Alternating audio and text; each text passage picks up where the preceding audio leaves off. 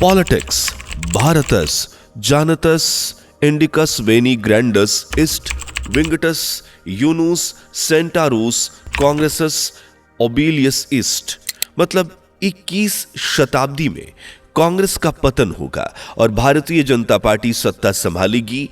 अगर आपको लग रहा है ये विदेशी न्यूज़पेपर की हेडलाइन है या किसी विद्वान का दावा, तो आप गलत हैं, क्योंकि ये लाइन या भविष्यवाणी आज से 500 साल पहले महान भविष्यवक्ता नास्त्रेदमस ने लिखी थी, उसी पुस्तक में जिसमें उन्होंने 1000 के लगभग भविष्यवाणियां लिखी हैं। और ये तो कुछ भी नहीं, 2025 में पीएम मोदी को लेकर नास्त्रेदमस ने ऐसा बहुत कुछ लिखा जो आपके होश उड़ाने के लिए काफी है। पर क्या और कौन थे नास्त्रेदमस? कौन है वो शांति दूत जिसका नास्त्रेदमस ने अपनी किताब में जिक्र किया? क्या सच में पीएम मोदी का कार्यकाल 20 साल तक चलने वाला है? क्या होने वाला है 2025 में? क्या लिखा है नास्त्रेदमस ने पीएम मोदी को लेकर? ऐसे तमाम सवालों के जवाब जानने के लिए वीडियो के आखिर तक बने रहें और चैनल को सब्सक्राइब करके बेल आइकन को प्रेस कर लीजिए ताकि आप भी हमारे YouTube परिवार से जुड़ सकें। दोस्तों, भविष्यवाणी वर्तमान और भविष्य के बीच जमी धुंध की चादर को हटाने का एक जरिया है, पर यह खुशकिस्मती कुदरत हर किसी को नहीं बख्शती।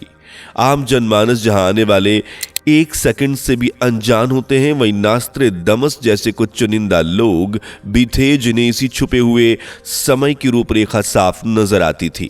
14 दिसंबर 1503 को फ्रांस के सेंट रेमी डी प्रोविंस में जन्मे मिशेल डी नास्त्रेदमस और नास्त्रेदमस ने अपनी इस असीम शक्ति की मदद से एक किताब की रचना की जिसे लेस प्रोफेटीज या द प्रोफेसीज के नाम से जाना जाता है। इस किताब में उन्होंने 1000 भविष्यवाणियां की जिन्हें 100 के समूहों में बांटा गया और इन्हें सेंचुरीज कहते हैं। इस तरह लेस प्रोफेटीज में 10 सेंचुरीज हैं जो भविष्य की घटनाओं को उजागर करती हैं और इन्हीं में से कुछ भविष्यवाणियां हमारे भारत और यशस्वी प्रधानमंत्री नरेंद्र मोदी से भी जुड़ी हैं। सुनकर हैरानी होती है कि 1555 में जब ये पुस्तक प्रकाशित हुई तब ना तो पीएम मोदी थे और ना ही भारतीय जनता पार्टी का नामो निशान, लेकिन फिर भी जितनी सफाई के साथ नास्त्रेदमस ने पीएम मोदी को लेकर बातें लिखी वो वाकई अद्भुत है। 1555 में जब दुनिया अपनी अपनी जिंदगी में रमी हुई थी तब फ्रांस के महान भविष्यवक्ता नास्त्रेदमस की आंखों ने कुछ ऐसा देखा जो सीधा भारत की तकदीर से जुड़ा हुआ था। उन्होंने लिखा, भारत में वो होगा जो दुनिया में नहीं हुआ। एक गरीब घर का लड़का मुक्तिदाता बनेगा। पहले सब उससे नफरत करेंगे पर बाद में सब उससे प्यार करेंगे। नास्त्रेदमस द्वारा लिखी इस भविष्यवाणी ने तब हकीकत का चोला ओढ़ा जब गुजरात के एक छोटे से गांव वडनगर से उठा एक गरीब का लड़का भारत की प्रधानमंत्री की कुर्सी पर जा बैठा। जहां बात हो रही है प्रधानमंत्री नरेंद्र मोदी की, जिन्होंने 26 मई 2014 को पहली बार पीएम पद की शपथ ली और यह कसम खाई कि भारत का नाम विश्व पटल पर मजबूत बनाएंगे। तब कोई नहीं जानता था कि एक गरीब घर के आने वाला यह बच्चा अपनी इस कसम को अंतिम सांस तक निभाएगा और भारत जिसे दुनिया महज आडंबरों भरा देश समझती है उसकी छवि भी विश्व भर में मजबूत होगी और मोदी लगातार तीसरी बार देश के प्रधानमंत्री बनेंगे। पर ऐसा हो रहा है 2024 में लगातार तीसरी बार पीएम पद की शपथ लेकर रिकॉर्ड बनाने वाले नरेंद्र मोदी के दृढ़ संकल्प का ही असर है जो आज भारत की ख्याति दूर दूर तक है। जबकि नास्त्रेदमस जो 1555 में इस नाम से भी अनजान थे, उन्होंने पहले ही कह दिया था कि 21वीं सदी में भारत की कमान एक ऐसे अधेड़ शख्स के हाथ में आएगी जो देश को जगत की एक नई पहचान दिलाएगा और आने वाले 20 सालों तक उसकी ही तूती बजेगी। इसका मतलब साफ है कि 20 साल तक देश का नेतृत्व पीएम मोदी ही करेंगे, क्योंकि नास्त्रेदमस ने अपनी अगली भविष्यवाणी में कहा कि 3 ओर से समुद्र क्षेत्र में वो जन्म लेगा और बृहस्पतिवार को अवकाश घोषित करेगा। उसकी प्रशंसा और प्रसिद्धि बढ़ती जाएगी और भूमि व समुद्र में उस जैसा शक्तिशाली कोई नहीं होगा।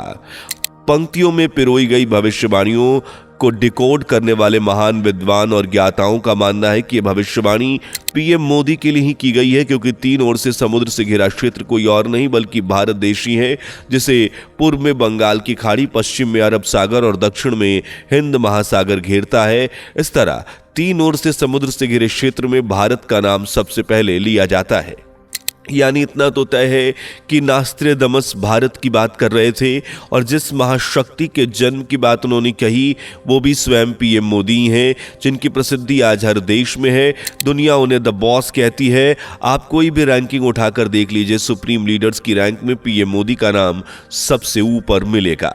एक वक्त था जब रूस, अमेरिका और के सुप्रीम लीडर्स को दुनिया सबसे ऊपर देखती थी, पर समय का पहिया बदल चुका है, क्योंकि मोदी एक ऐसे राजनेता हैं जो हर देश के साथ जुड़ना चाहते हैं, अलग अलग देशों में घूमकर भारतीय कल्चर को वहां तक पहुंचाना चाहते हैं। वहीं बात बृहस्पतिवार के अवकाश की करें तो भारत में ऐसे कई धर्म हैं जो बृहस्पतिवार को शुभ मानते हैं। हिंदू धर्म में भी भगवान विष्णु की कृपा पाने के लिए बृहस्पतिवार को व्रत और अनुष्ठान बताए जाते हैं। हालांकि बृहस्पतिवार को अवकाश कब और किन हालातों में घोषित किया जाएगा ये कह पाना अभी मुश्किल है। ऐसा नहीं है दोस्तों कि नास्त्रेदमस ने सिर्फ पीएम मोदी या भारत को लेकर ही भविष्यवाणियां की थी, बल्कि उन्होंने पूरी दुनिया के लिए कुछ ना कुछ कहा, जिनमें भारत की पूर्व प्रधानमंत्री इंदिरा गांधी का नाम भी शामिल है। 31 अक्टूबर 1984 को जब आयरन लेडी ऑफ इंडिया और इंदिरा गांधी को उन्हीं के बॉडीगार्ड्स ने गोलियों से भून दिया, तब तक शायद किसी ने सोचा भी हो कि ऐसा भी कुछ हो सकता है, पर नास्त्रेदमस की जिंदा आंखों ने यह हकीकत पहले ही देख ली थी। इसलिए उन्होंने अपनी पुस्तक में लिखा वो अपने शासन की ओर वापस आएगी, उसके दुश्मन उसके खिलाफ षड्यंत्र रचेंगे, वो विजेता बनकर उभरेगी, लेकिन 70 वर्षों तक उनकी मौत सुनिश्चित है। नास्त्रेदमस की इस भविष्यवाणी को इंदिरा गांधी से जोड़कर ही देखा जाता है, जिन्हें 66 वर्ष की उम्र में मार दिया गया, वो भी उन्हीं के सुरक्षा कर्मियों ने, ठीक वैसे ही प्लानिंग करके जैसे नास्त्रेदमस ने अपनी भविष्यवाणी में लिखा था। नास्त्रेदमस की आंखों ने यह भी देख लिया कि एक महान पायलट एक देश का राजा बनेगा, अपनी अलग सोच से देश की रूपरेखा बदलेगा, वो एक खाली जगह को भरेगा, लेकिन 7 वर्ष बाद उसके साम्राज्य का पतन हो जाएगा और उसे सेना के एक राजभोग का सामना भी करना पड़ेगा। जी हां, बिल्कुल सही समझ रहे हैं, बात हो रही है राजीव गांधी की। पायलट से एक राजनेता बनने तक के सफर में राजीव गांधी ने अपनी दूरदर्शी नीतियों से ऐसी छवि बनाई कि भारत की शक्ल सूरत बदलने लगी, लेकिन उनकी इस ईमानदार छवि को सिर्फ एक घोटाले धूमिल कर दिया, वो फोर्स घोटाला जिसने राजीव गांधी पर आरोप लगाए और 1991 में तमिलनाडु के श्रीपेरम्बदूर में आत्मघाती बम विस्फोट में उनकी जान ले ली गई। इस तरह नास्त्रेदमस की एक और भविष्यवाणी सच साबित हुई। इसी तरह उन्होंने 9/11 हमले पर कह दिया था कि धरती के केंद्र से एक ज्वालामुखी फटेगा, इसके साथ ही एक नए अरसू का जन्म होगा और आतंक का एक नया महाराज दिखेगा। इस भविष्यवाणी को लोग ओसामा बिन लादेन से जोड़कर देखते हैं और धरती के केंद्र के रूप में वर्ल्ड ट्रेड सेंटर को देखा जाता है। इन सब के अलावा नास्त्रेदमस ने राजकुमारी डायना की मौत की भविष्यवाणी भी की।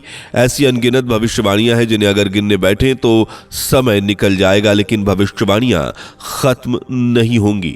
यूं ही थोड़े नास्त्रेदमस को महान भविष्यवक्ता का टाइटल दिया गया है, बल्कि हकीकत का चोला ओढ़ती उनकी यही भविष्यवाणियां मरने के बाद भी उन्हें लोगों की जुबान पर विराजमान रखती हैं। हालांकि दोस्तों, अब तक जो भविष्यवाणियां हमने बताई वो गुजर चुकी हैं, पर 2025 के लिए भी उन्होंने काफी कुछ कहा, जैसे धर्म बांटेगा लोगों को, काले और सफेद तथा दोनों के बीच लोग लाल और पीले अपने अपने अधिकारों के लिए भिड़ेंगे, रक्तपात, बीमारियां, अकाल, सूखा, युद्ध और भूख से मानवता बेहाल होगी। देखा जाए तो वर्तमान समय में हमें कुछ ऐसी ही शक्ल देखी जा रही है। आज न सिर्फ भारत बल्कि दुनिया भर में धर्म के नाम पर दंगे फसाद देखने को मिल रहे हैं।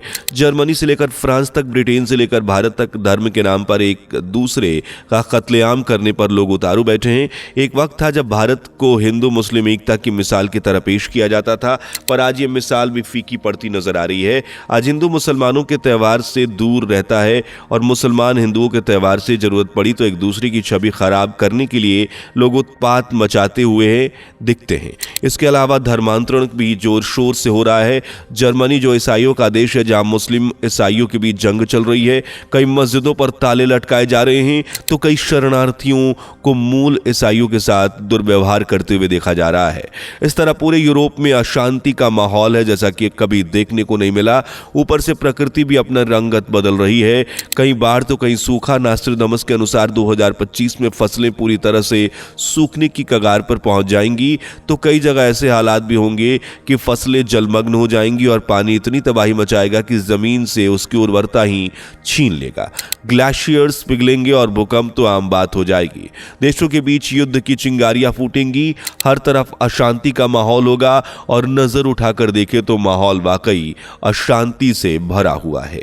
चीन, ताइवान हो या भारत, पाकिस्तान, बांग्लादेश हो या फिर अमेरिका, शायद ही कोई देश हो जो दुश्मन को मारने की तैयारी में ना लगा हो। लेकिन यह सब कब तक चलेगा और क्या आने वाली मुसीबतों से मुक्तिदाता के रूप में पीएम मोदी भारत को बचा पाएंगे? अपनी राय हमें कमेंट में जरूर बताएं। वीडियो पसंद आई हो तो वीडियो को लाइक शेयर करके चैनल को सब्सक्राइब जरूर कर लें। दोस्तों, आपकी स्क्रीन पर 2 और वीडियोस दिख रही हैं, जिसे देखने के लिए स्क्रीन पर क्लिक करें। दोनों देखिएगा, बहुत अच्छी वीडियो बनी है।